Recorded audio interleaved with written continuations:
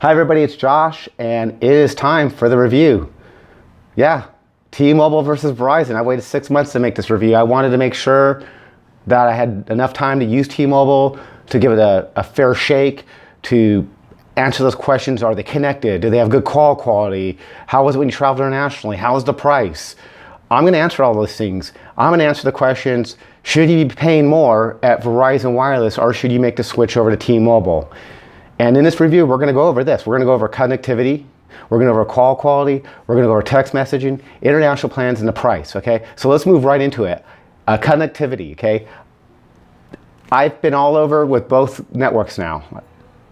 Honestly, there's not a humongous difference between the networks. Does T-Mobile have spotty networks in some places? Absolutely. Did Verizon? Absolutely. Whenever I went to Koreatown in LA, I didn't have a very good network with Verizon. It always sucked. I'll be honest with you. So both networks, they have really great spots and they have spots where they're not really good in. And I'm sure anybody who has a phone network knows this, that they're not perfect everywhere you go. So connectivity, I'm going to say it's a wash. Does this one have faster data speeds? Yeah, depends where I'm at. Did that one have faster data speeds? Absolutely. Connectivity all depends on where you're at. But here's the thing, both networks were always connected no matter where I went. Okay, so I'm gonna say it's a wash. Call quality, I'll say Verizon on this one really had an edge. I do get dropped calls with T-Mobile. They're not constantly, but I do get dropped calls. When I was at Verizon, I never got a drop call. It was so rare. So I'm gonna give on call quality the fact that I did get drop calls and I still get drop calls with T-Mobile. Verizon wins that, hands down, that's a Verizon win. But it's not a dramatic win.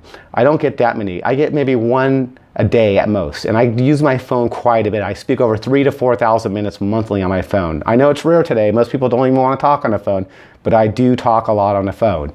So in this area, I'll give Verizon a slight edge. I get a check there, but it's not a huge one. Let's go to the next column, text messaging. I'm gonna say on this one, surprisingly, T-Mobile beats Verizon. The reason they beat him is because when I have an Android phone, I know that you're Apple fanboys, Apple's a great device, I'm not an anti-Apple person anymore. But when you're with Android, your messages are not sent through data. When I was at Verizon, if I put my phone on airplane mode, I couldn't send a text message. With T-Mobile, when your phone's on airplane mode with Android, you can send text messages if you're connected to a Wi-Fi network. So if you're on a plane, and you need to still work and send text messages, you can do that with an Android phone on T-Mobile. You cannot do that on Verizon. So I'm gonna give T-Mobile a slight edge, just like I gave Verizon a slight edge on call quality, that you can do these things. But they both deliver messages. So by no means is this a slam on Verizon or T-Mobile so much better. It's not. It's just that one aspect I thought gave T-Mobile the edge. Now, we're going to go into my favorite part because I love to travel internationally at least once a year, and I've been to many countries. And when I was at Verizon, it was such a pain in the butt because first of all, here's what their plans look like for when you travel as an American.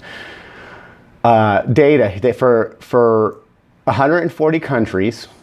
If you want to travel to 140 countries, for $25 per device, they give you only 100 megabytes. Now, if you turn your phone on, you could fly through 100 megabytes once the phone's on, and then they don't even list, they don't even really list what the charges are after the 100 megabytes, but I have to imagine it's probably gonna be enormous.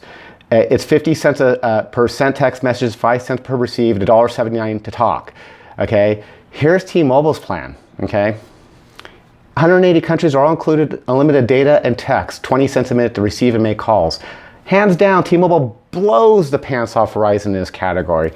And I traveled to Taipei for the first time in my travels. It was amazing. I didn't have to go find a local carrier, go find a SIM card, try to see if the SIM card actually worked on my phone and got a connection. T-Mobile, I landed in Taipei and it was immediately working. I had GPS, I was able to text people, and I was able to use my GPS maps. So T-Mobile by far, way superior. If you're a traveler, you should definitely make the switch today because it's such a relief just to get somewhere and know you're connected. And here's the big one, price. With Verizon has hidden charges. So when they advertise $80 for unlimited data, what they don't tell you is not only all the taxes and surcharges, they charge a line access fee of $25 a month. I think it's about $25 a month.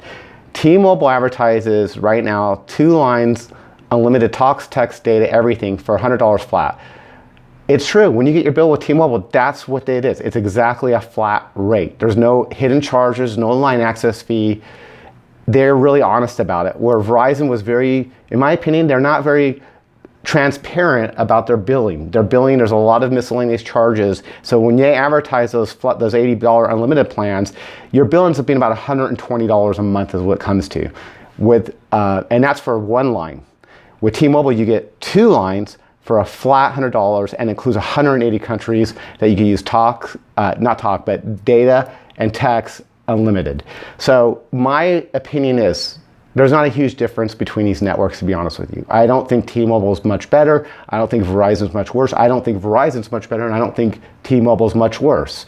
So my opinion, switch to T-Mobile. I don't think it's worth paying the premium that Verizon thinks that they deserve today. The networks, like Jared says, the guy from Sprint, all the networks are within 1% of each other, and after being on T-Mobile for 6 months, I believe he's telling the truth.